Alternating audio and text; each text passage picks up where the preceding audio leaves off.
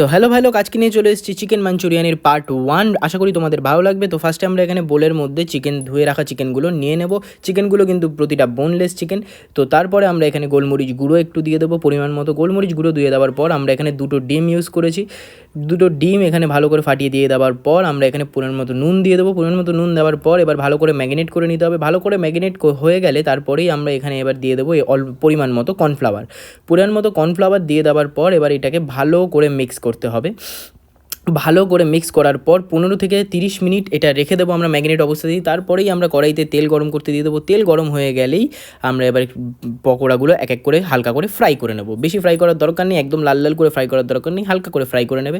তো ভালো করে ফ্রাই করে নেবো আমরা এখানে ওলট পালট করে। পকোড়ার দুদিক ভালো করে ভেজে নেওয়ার পর এখানে ফ্রাই করা হয়ে গেছে আমাদের। তো দেখে নাও ফ্রাই করা হয়ে গেছে, এবার স্যাট করে আমরা তুলে নেবো। তো চলো, আমাদের এখানে চিকেন পকোড়া ভাজা কমপ্লিট। মাঞ্চুরিয়ানের জন্য পার্ট 2 কালকে আসবে। আশা করি তোমাদের